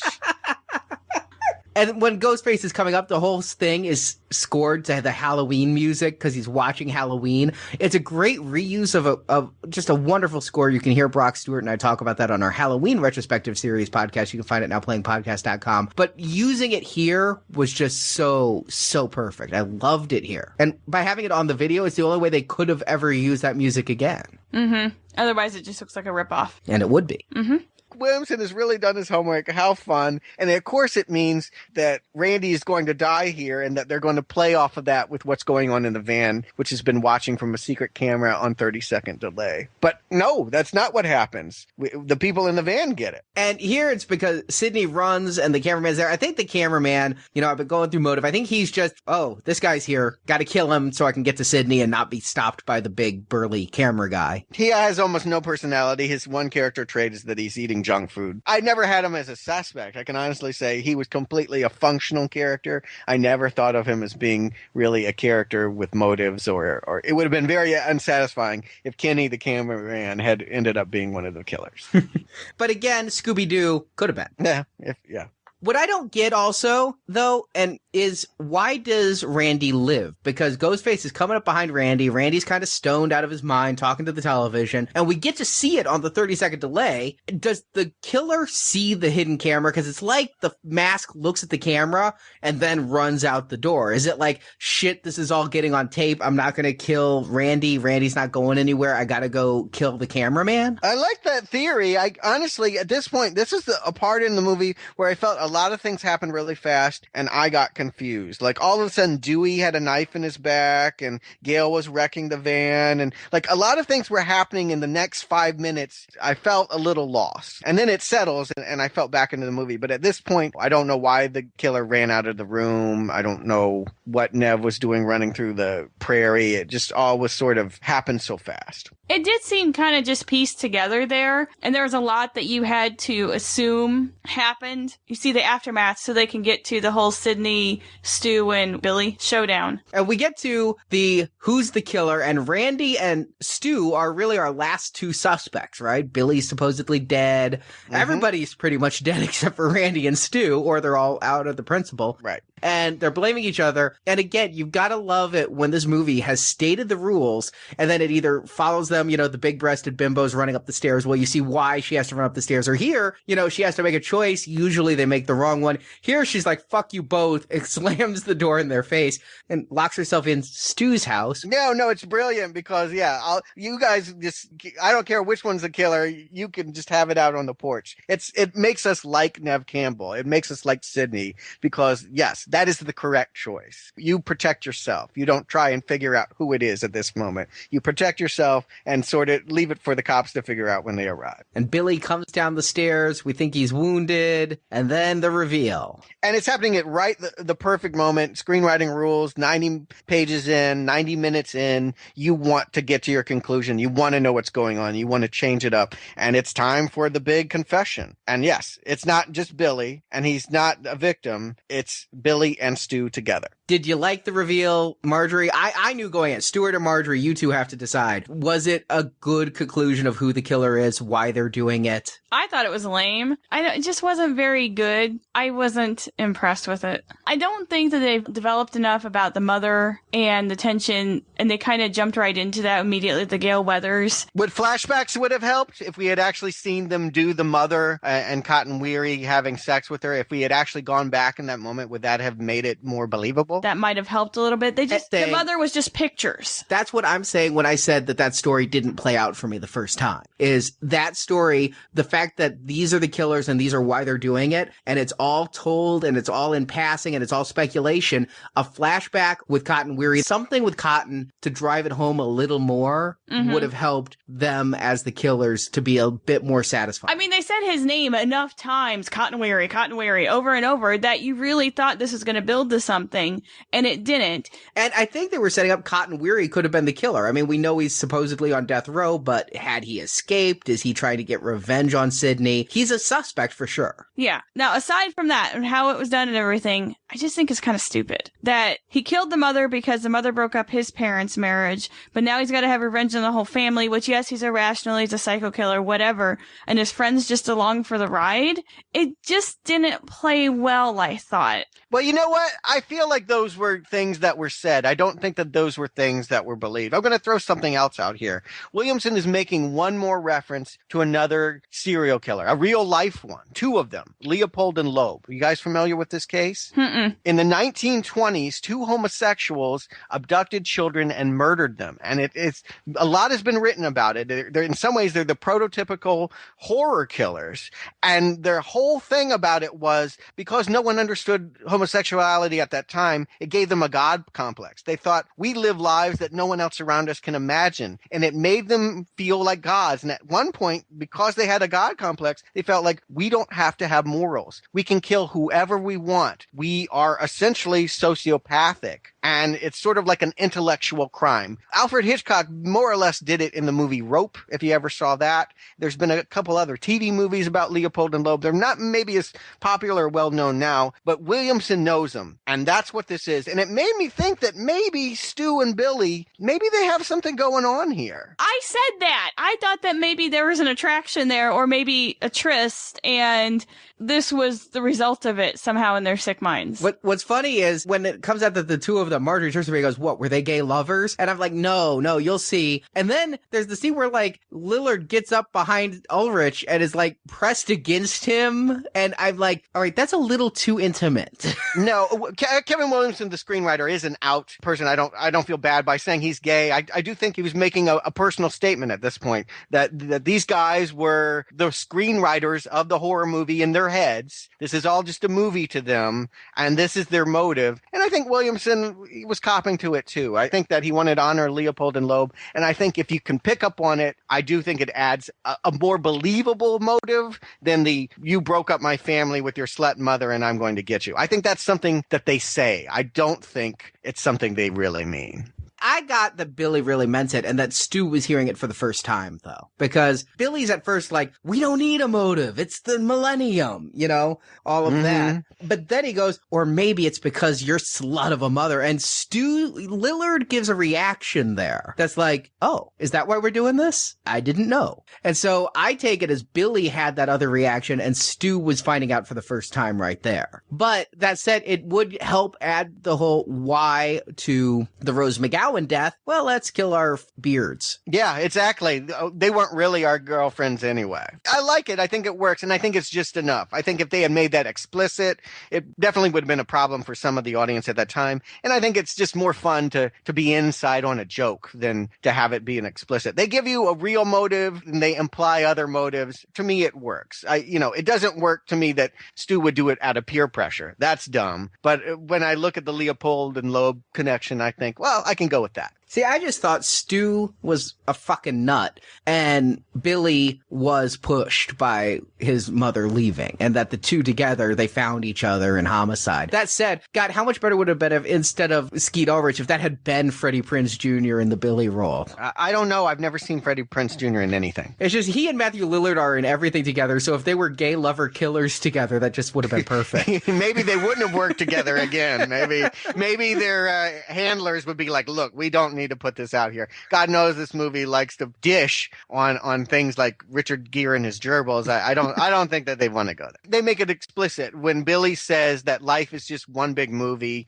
In this world, that's true. I mean, hopefully you're not out there living your life that way. There's other ways of experiencing reality, I think, than using movies as a model and reference. But for this world and these characters, yes, they're all living in a movie, and the genre is clearly slasher. You know, I hate to say it, and it's another conversation for another time, but real briefly, reality TV, it's becoming worse since this movie came out, not better. People are living movies. Well, yeah, I blame Real Word. And as I say that, cut to camera 3 as we finish the show, please. Thank you.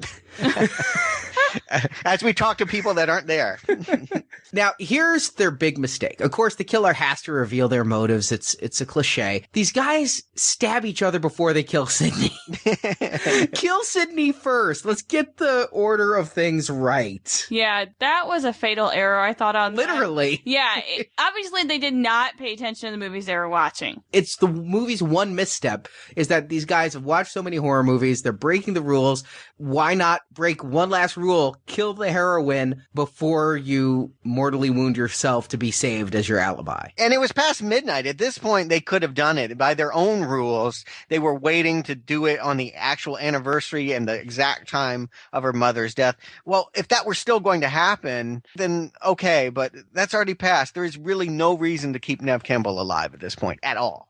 No, and so we're all agreed. It's just this is a 1 point of bad screenwriting. Yeah, you know, it's a bad judgment. I don't know if it's bad screenwriting.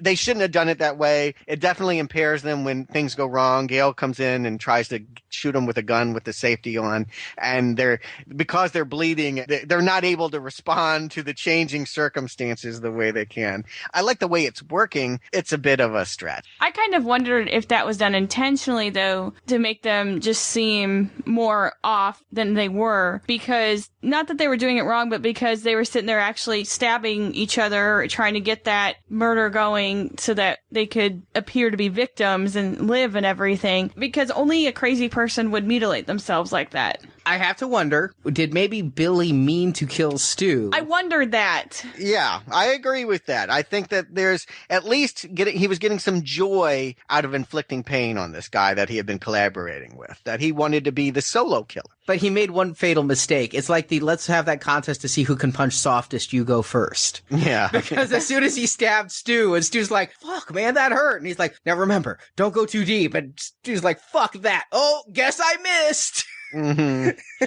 Hard to say, but I don't know. It's turning this moment into comedy. Up to this point, I felt like, okay, we're still in a horror movie, and at this point, it's feeling like slapstick. The other thing I'll kind of go with is maybe Blair Witch. Maybe in order for this to be their movie, they had to have an audience. And they even had to have an audience for them stabbing themselves. I'm making this shit up as I sit here, but it's clicking for me this way. No, I like that. I agree that, yes, that's why they tell her everything. It wouldn't be any fun to tell her and have her not put it together. To have her not know. I mean, they drag out the dad. They want the audience for that, but I don't know why they would need the audience for the stabbing. Just to show how committed they are.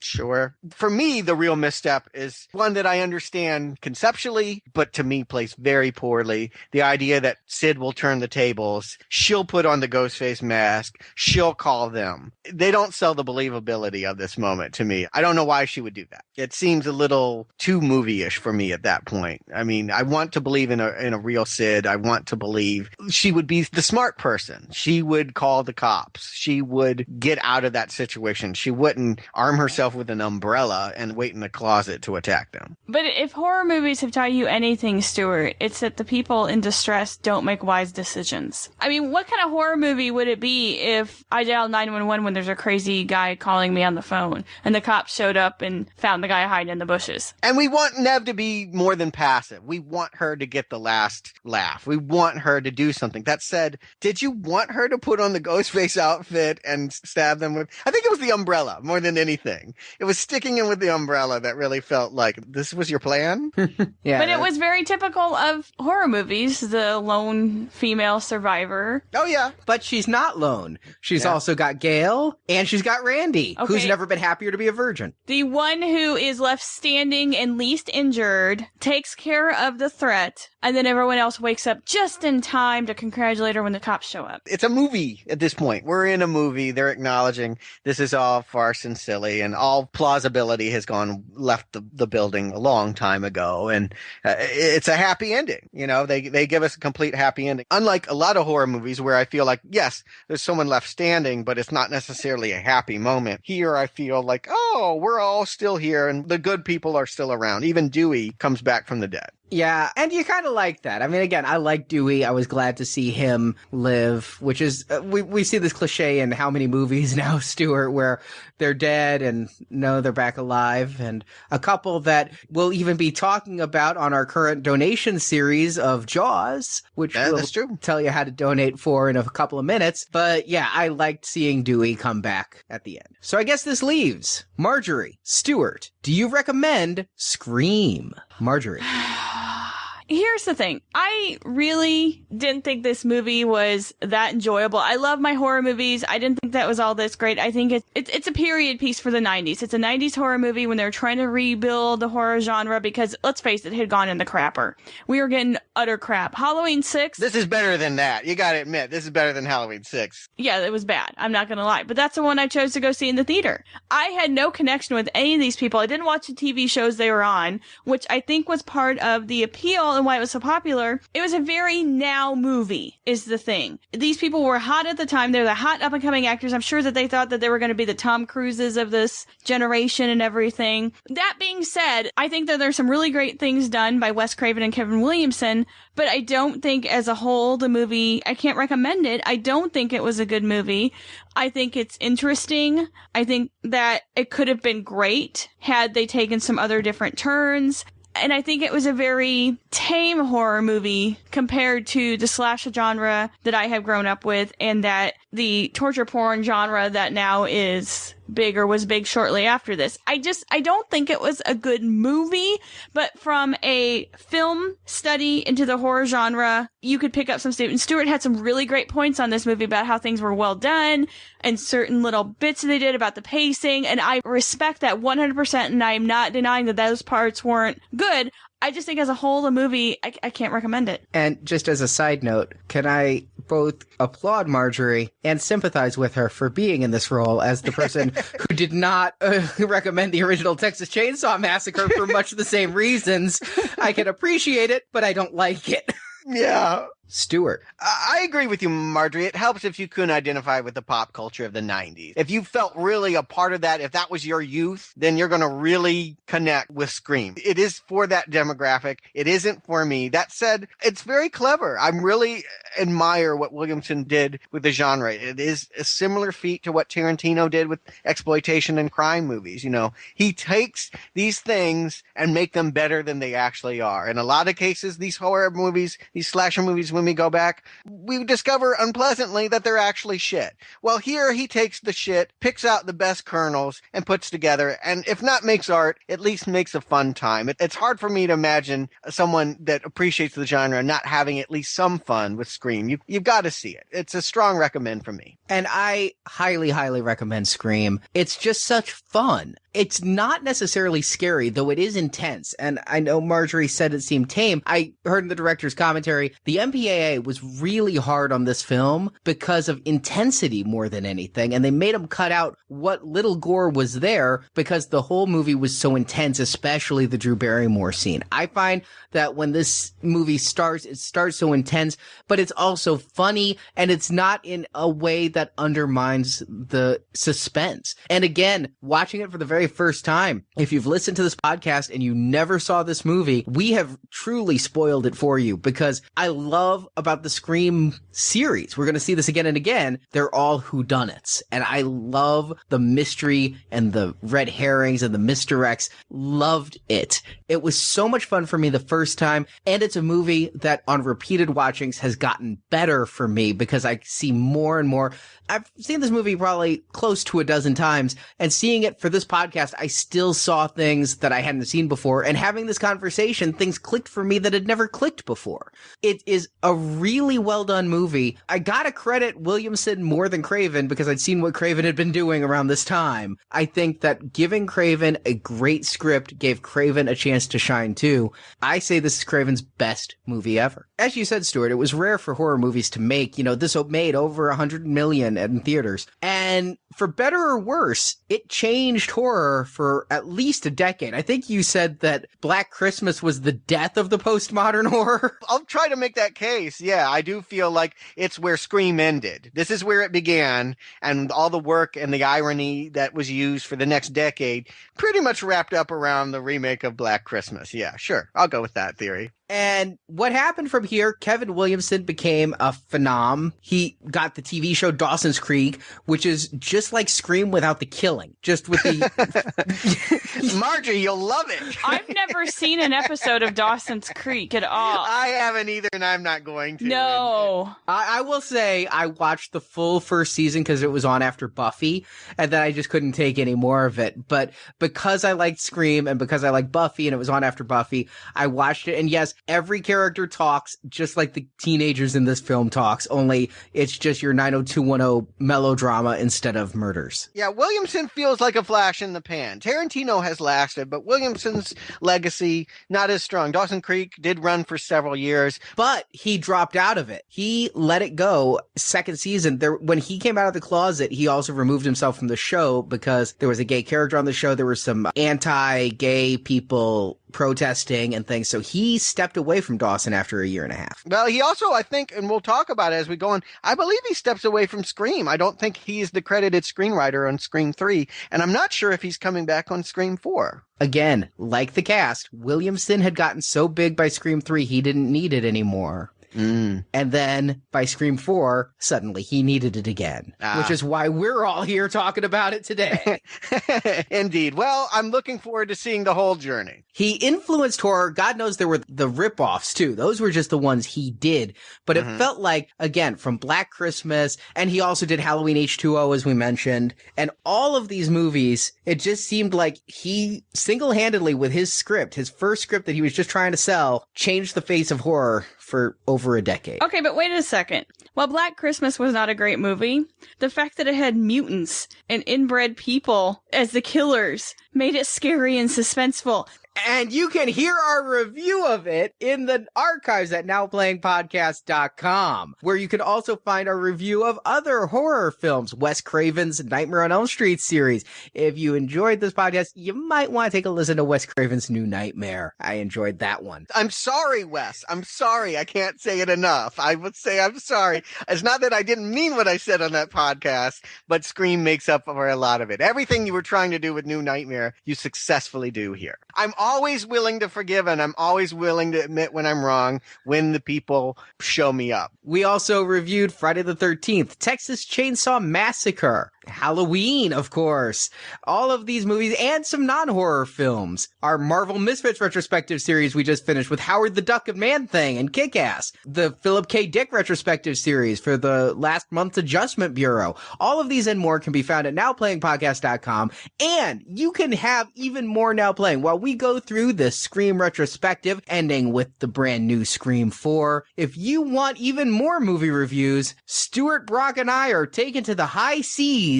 and reviewing Jaws, which you can listen to. We are doing it as our thank you to listeners who are supporting our show by donating $10 or more using the donate button at the bottom of our homepage. Just like we did Child's Play last October, similar thought. We were going to try it again in the spring, see how we go. We got a lot of requests for Jaws, movie I personally love. I'll go ahead and say that right now. What way to kick off summer and prepare to go to the beach? It's starting to feel that time of year. Then going back to the beach and seeing the movie that really created awaited the summer movie, Jaws. I hope you guys join me. I also hope that if you hit the extra special mark, because we're not telling them what the number is, right, Arnie? You don't know how much you have to donate, but it's kind of like I Know Who Killed Me last time. If you donate a certain amount, and we're not going to tell you what, we want you to give what you feel this show is worth. You know, we do this every week, giving you a show for free. We just ask that you donate what you feel you should. And if it is a certain number, then Stuart, Marjorie, and I are also going into the closet, I guess. Well, we're going into the light. Yeah, we're going into the light. We're not all going into the closet. It's not 7 minutes of heaven. Can you go back in after you've come out? We'll have to ask Kevin Williamson. Oh my God, let's just say the word. Poltergeist. We're doing Poltergeist, my very favorite movie from childhood, my favorite scary movie when I was 8 years old. We're not doing just Poltergeist. We're doing 2, we're doing 3, we're doing them all. I do hope that if you like our show and you have the means to support us, tax season's coming up, maybe you're getting a refund, think about us. We can keep entertaining you with Jaws and Poltergeist all spring long. And again, as we always say, Now Playing will always be free. We do these extra shows just as a way to thank those who support us and help us pay for our bandwidth and our 3D movie tickets and our movie rental fees, because sometimes some of these movies are a little harder to find and we actually have to physically go to a brick and mortar. And we appreciate those of you who donate so much that this is our thank you. It's our PBS tote bag. It's a series of podcasts, and last time so many of you went above and beyond for I Know Who Killed Me. This time we're giving you 3 extras instead of 1, and thank you for your support, if I may Bartles and James it up in here. So Stuart, Marjorie, thank you for screaming with me. Thank you. Thanks. I always knew you were a screamer. You knew I was too? Depends on which one of you think I was talking to. To be continued next week with Scream 2.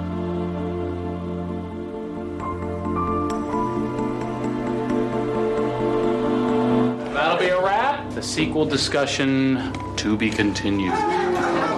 Thank you for listening to this episode of Now Playing's Scream Retrospective Series. Watch a few movies, take a few notes. It was fun. You can listen to other episodes of this series at our website, nowplayingpodcast.com. You like scary movies? Uh-huh. If you like scary movies, then head to nowplayingpodcast.com, where you can find our retrospective reviews of other horror series, including A Nightmare on Elm Street, Halloween, Friday the 13th, Saw, and many others. More blood, more gore. Carnage, candy. Your core audience just expects it. As well as individual movie reviews of The Human Centipede and others. Stop it, Billy, would you, all right? I can't take any more.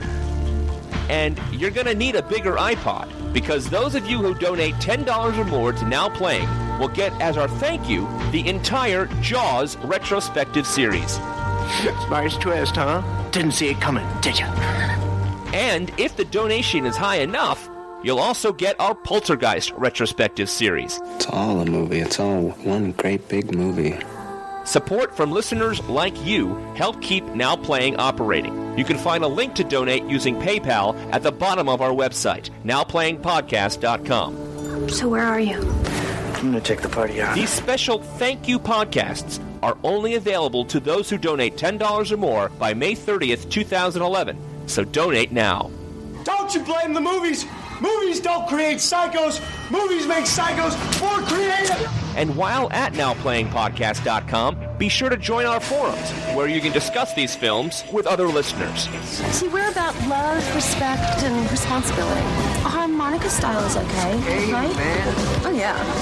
You can also follow Now Playing on Facebook and Twitter, where we post announcements of new episodes, and where the hosts post movie mini-reviews. Links to our social media pages are at nowplayingpodcast.com. So, have I covered everything? Are there any questions, any comments? You know what, though?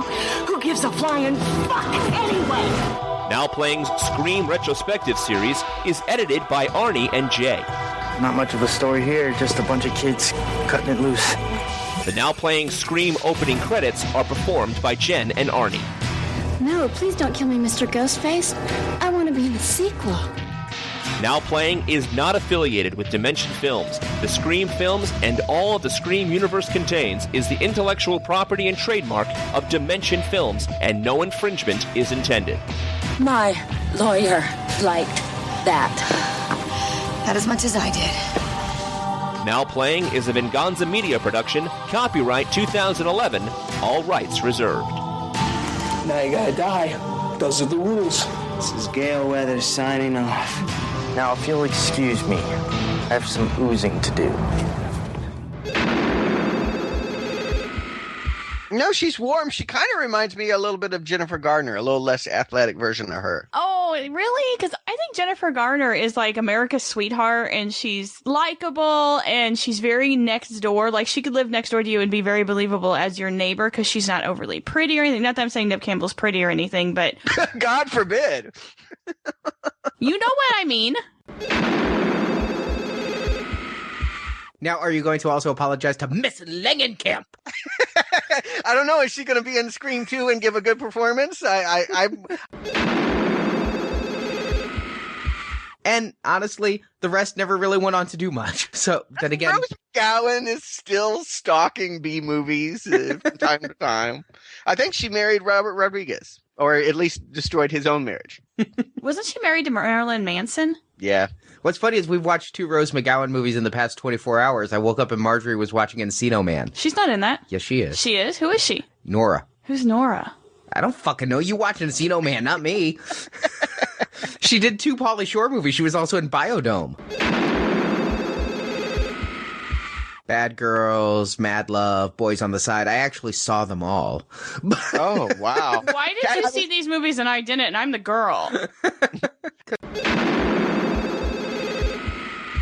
It doesn't have a good killer name. I mean, he's referred to as Ghostface. Isn't that a rapper? Well, actually, it is after this, I do believe. I think he took it from... Ghostface Killer. Okay. Yeah. He's Wu-Tang. Oh, wow. Is Wu-Tang post or pre-Scream? I think he came into Wu-Tang afterwards. It is definitely pre-Scream, but I think Ghostface Killer, they were kind of like this CNC Music Factory. They just have people coming in and out all the time. CNC Music Factory is your go-to reference for change-up? Left me speechless. How about, like, Menudo? Well, in that second CNC album, it was different people. They had a second album? Arnie owns it, I'm quite sure. I do not. I do not. I only own Gonna Make You Sweat. Oh, yay. That makes it all better. Yeah.